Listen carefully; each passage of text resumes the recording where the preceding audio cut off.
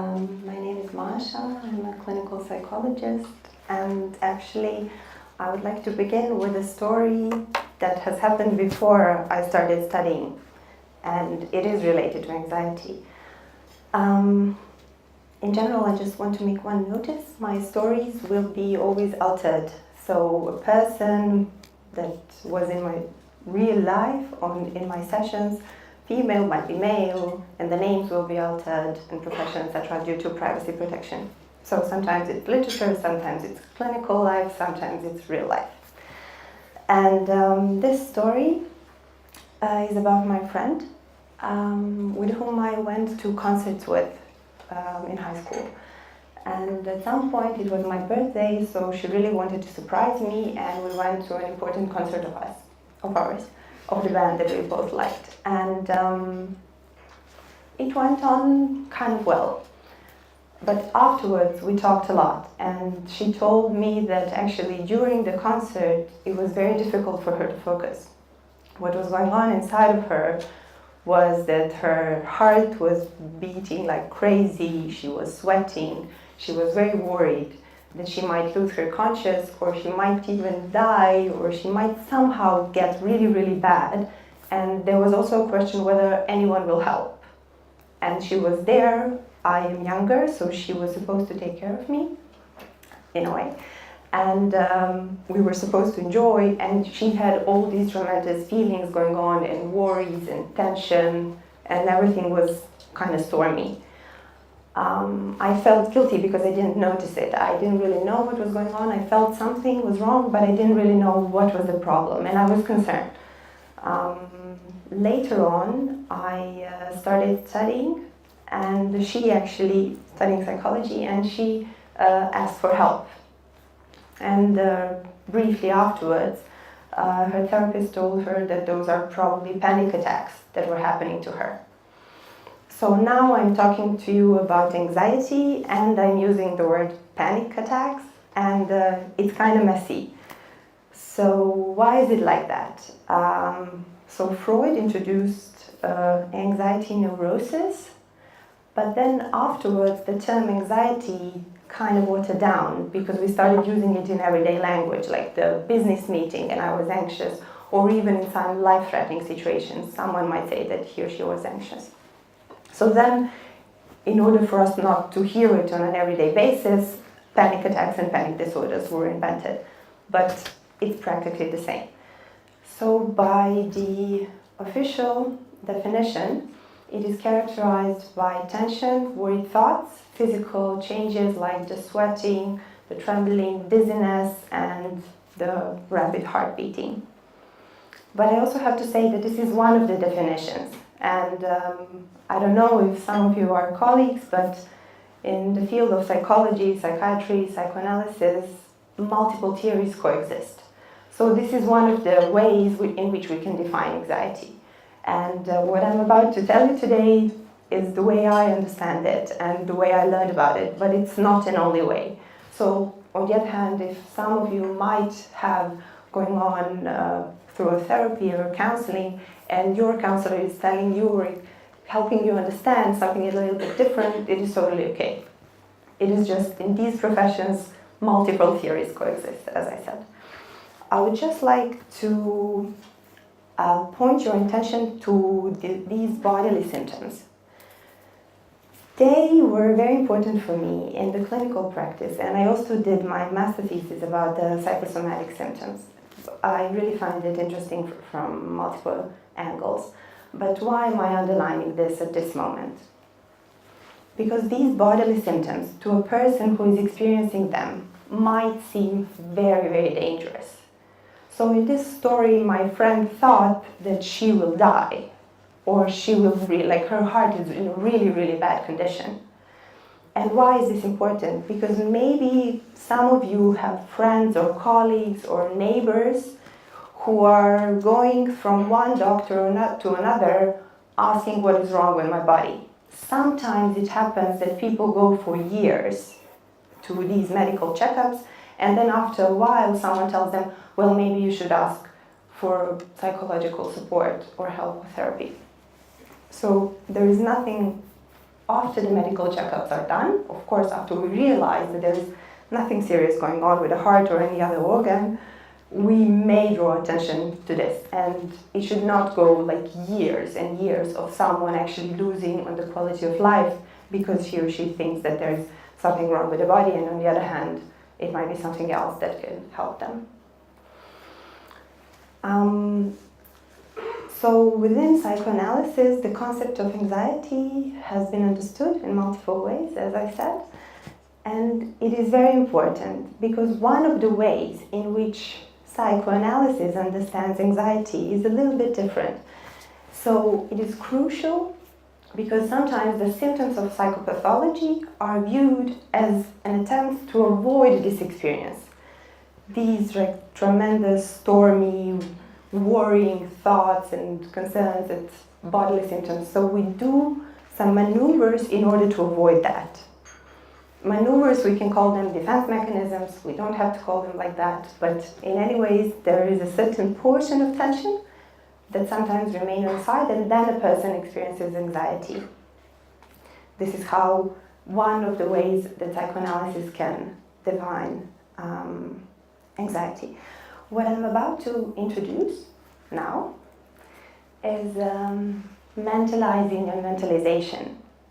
So officially, it is relatively recently that psychoanalysts and psychologists, psychiatrists have started to use it, but it's actually a very old term. However, what is going on these graphs and how can we define it? So on these graphs, what you can see is initially as... We have a pointer, do we know? Yes. Okay, good. Thank you. You wanted to help me with anxiety, but it turned out to be fine. Carlo already talked to me about that. So arousal or stress, as it goes higher, there is something that is going on here. Mentalization, how can I? Okay. So initially, when the level of stress is relatively low, especially in the situations in which we are talking to the people who are important to us, we don't have to think a lot. But at some point, the stress gets higher, and then as it gets higher and higher, we just stop thinking in a way which is the best for our social cognition. So the best way for us to think about social situations, in a way, is by using this prefrontal cortex, or it is called controlled mentalization. So in order for us to understand properly social relations, we need, and if we are under a stress, we need to put an effort. We need to try to understand what is going on in this stressful situation. But we are wired a little bit different, because as the stress goes higher, we stop thinking, and that's what comes out. Subcortical regions come to a play. So automatic mentalization happens. So if this is the brain, So if this is the brain, this would be the prefrontal cortex, and these are subcortical regions. So when we turn on this automatic mentalization, sometimes it turns out to be really bad for us, especially if we are under stress. Then if we are, for example, ashamed, or if we are angry, we're not really making good social conclusions of what is going on inside of us and what is going on in the person who is in front of us. So it's very, very tricky if we respond in that situation. So this is, as I already said, one of the definitions of mentalization, that it is a mental process by which an individual implicitly and explicitly interprets the actions of herself and others as meaningful, the basis of intentional mental states, such as personal desires, needs, feelings, beliefs, and reasons. So what does it actually mean? This means how can we understand ourselves and how can we understand others? How can we hold our mind in our mind And how can we hold the minds of others in our mind? How can we understand what is going on underneath? Usually when you have psychologists around, they try to understand what is underneath. So in this situation as well. What is important is that it is a little bit different, for example, than the concept of empathy.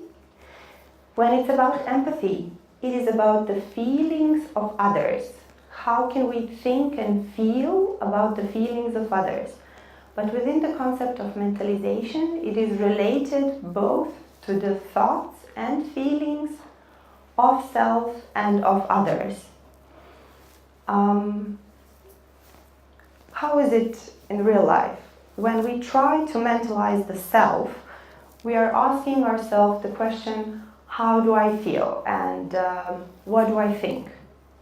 What is it coming from? What might be causing my behavior? What might be causing that I behave in this particular way in this particular context? I guess that everyone is doing that or was doing that even during this morning. When we are trying to understand another person, we can ask ourselves, why is this person asking me this question? Why is their behavior particularly like this? What is in their minds that is making them behave in this way? And in a way, all sorts of psychotherapy are enhancing this capacity of mentalization. There is one type that is specifically focused on people who have had troubled relationships during their childhood, and therefore sometimes in the future they have some severe mental health disturbances. But we can all benefit from this, and this is why I'm telling you this. Because if we go back to the graph, and if we remember that when we are very, very stressed, we're usually not thinking very clearly, then it might be like a small message to us that maybe this is a good moment to start to think what is going on. What is going on, for example, you can also say it out loud if you end up in a situation where you're surprised with the level of stress that, for example, you and someone who's important for you are encountering. What is going on with us in this conversation? How come that we have reached this at this moment? And then maybe you can invite this person to think together with you, and you can in a way enhance it by promoting it. So if you are thinking about how is it that you are thinking and feeling, this is also an invitation for another person to do the same.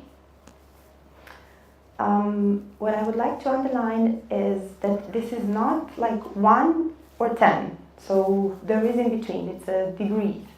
Sometimes we are all able to think more clearly, and sometimes we just act upon this automatic mentalization and we're not making really good social decisions. Maybe it's interesting for you to know that also when we're in love, we're not really using social cognition. And there has been a research that when women were, it's only women in this experiment, when women were looking at photos of their partners or their babies, the parts of the brain that should be engaged in the social cognition shut down. So their partners are the most beautiful in the world and the babies are the same. So back to the more troubled topics, we are not able to make social decisions that are happening in this troubled situation in a very good way when we are under a very big stress.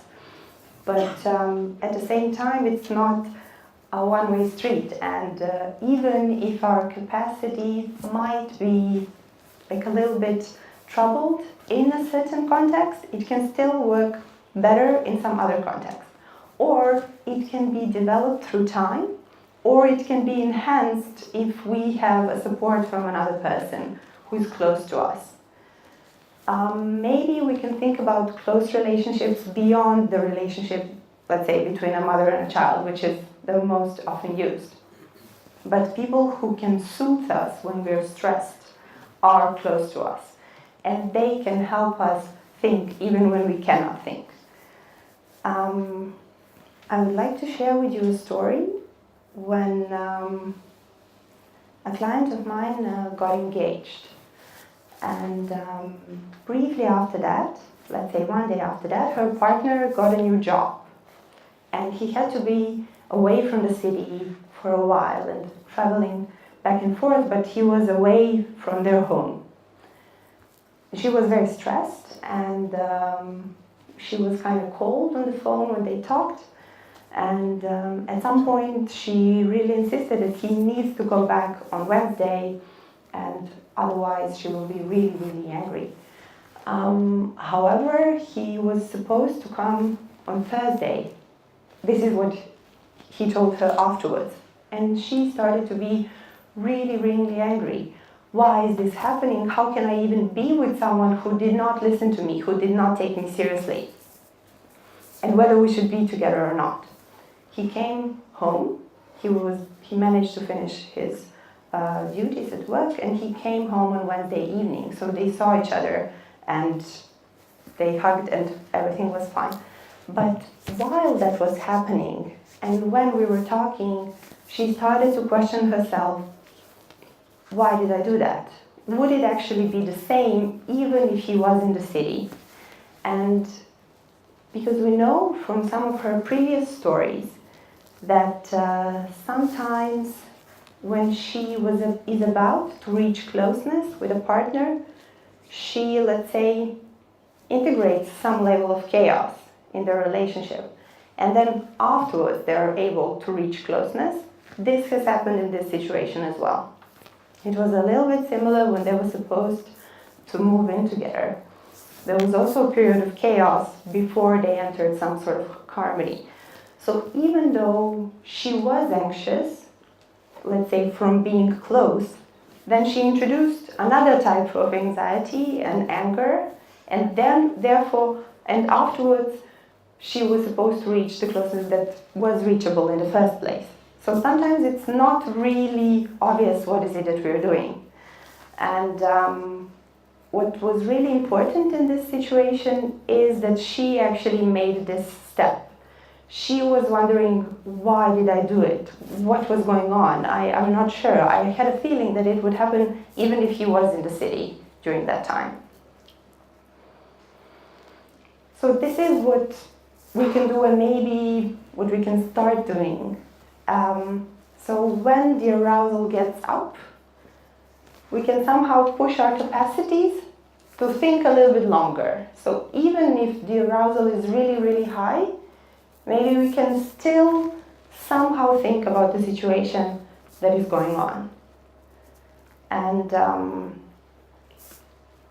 for example, there was a story when I was about to finish my analysis, and all the time I was somehow thinking about death and separation and loss. And one of my clients came, and she was telling me a story about the death of her cousin. It was not a close cousin of hers, but it was someone who was important for her. And at some point I realized that my eyes are full of tears. And this person is sitting maybe 1 meter from me, so she could see it. And I knew that during the session what I was saying was still okay. My questions were okay. What I offered her was okay. But I was still worried because I had tears in my eyes, and I'm a psychologist, and it's somehow maybe a trouble. So I talked to my supervisor, and she told me that in this particular example, because I was still able to offer help, to be there for her, it was in a way okay. What she saw might have been that the level of arousal got up, but I was still able to be there for her. I was not drowning in tears and thinking about the ending of my analysis, for example. So maybe this can be like a small role modeling situation for the client. At least this is how my supervisor understood the situation. And I mean, the client came afterwards as well, and we continued to work. Maybe she didn't see, but that's a different topic. But in general, what I would like to say is sometimes people come to a psychologist or a psychiatrist or a psychoanalyst for a session, and then they expect all the answers pretty much immediately. And this is what I was experiencing on a daily basis. I remember that when I was working in a public health center, I was very excited when I was supposed to have the first session with a new client. So you never know who will enter the door, and this might be someone who was thinking whether I should start counseling, and it might have happened for years. Some people think whether they should ask for help for many years before they actually ask for help. So I knew if I am, let's say, the first psychologist that they're seeing, and if I screw up, it's really, really not good. Because they invested a lot of hope and energy, and they're offering me their trust. So I should really try to be at my best. What is going on at that moment, except for their expectations and their objective needs, is this anxiety that is usually boiling in a client. And then somehow, within the 45 minutes, I should find out who is this person in front of me, what is her background, what is a little bit about her childhood and her current living situation, and what is it that is going on, what is it that is troubling this person. And what I used to do is that during the first session, I would offer some sort of soothing, some sort of understanding, some sort of, okay, let's walk together, let's try to understand together what is going on at the moment. Various theories call this intervention in various ways, but in the way I understood it is that it was related to my need to soothe their anxiety, because so much novelty going on at the same time. I also checked with supervisor and she approved. However, what I would like to tell you, and also to connect these two slides, is when we ask for help, sometimes we think that this person knows all the answers, but of course it's not true. I mean, it's pretty much obvious nowadays. But what a therapist or a client or a counselor or any one of you, if you're interested in this other person, can do is ask questions. Be genuinely curious of what is going on and not having all the answers. Sometimes what we can offer is some sort of hypothesis of what is going on, but psychoanalysts and psychologists and psychiatrists are not almighty, so there are limitations, and this is how it should be, because sometimes it's the person who knows the best what is going on at that moment, to he or she. So if we use the concept of mentalization and somehow try to understand what is it that is going on at that moment, to us and to others. This is not an easy task, so there is some sort of storm, and we need to contain this storm. We need to mentalize it, to metabolize it, and we need to pacify it, to do something with it, to try to understand it. So in case of ourselves, maybe we can try and over the time reach the moment in which we will actually do something with our emotions in a calmer way. So next time, when the client from the story would be angry at her partner, in the moment when they could reach closeness, a bigger closeness, maybe it doesn't have to last for 5 days. Maybe it can last for 5 hours, and then she will make a pause and think. Maybe it can last for 5 minutes, and maybe also he can help her in this process of self-soothing and soothing. So maybe this can be the goal. We cannot erase our anxieties, but maybe we can understand what are the triggers. And in the case of others, of course, it is important to try to understand what is going on in the mind of another person when he or she is doing or saying this or that. When it's about the close relationships that we are having, it's also important what kind of close relationships that this person experienced during the childhood and what is her actual context.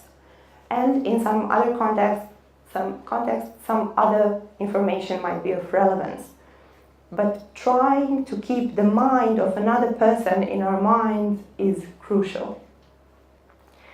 And hindsight is actually the best we can do, let's say, in order to foster the insight that is like useful for the future, like foresight. So having this experience of understanding what was the trigger, so the engagement being the trigger of reaching bigger closeness, next time when some sort of step of increasing the closeness in a relationship would be happening, she would be able to react faster. So this is one of the reasons why I didn't bring any sort of magic technique that I could offer, because it's always important to understand the person individually. And maybe it's like working through for each one of us to understand our own triggers. So what is it that is provoking for us? How do we usually react? What is our automatic response? And is there something that we would really like to do and to change? And what is it? What can I do about it? What would be the coping mechanisms in the professional terms? But what is it that I can do? What is the context that I can arrange for myself in order to enhance my chances of reaching a good goal? Maybe I can ask for help. Maybe I can write down something for myself. Maybe I can remember how I was feeling in a previous situation and not repeat it again. So this could be like a potential benefit. Okay, this would be it for the formal part, and I will be happy to answer the questions you have.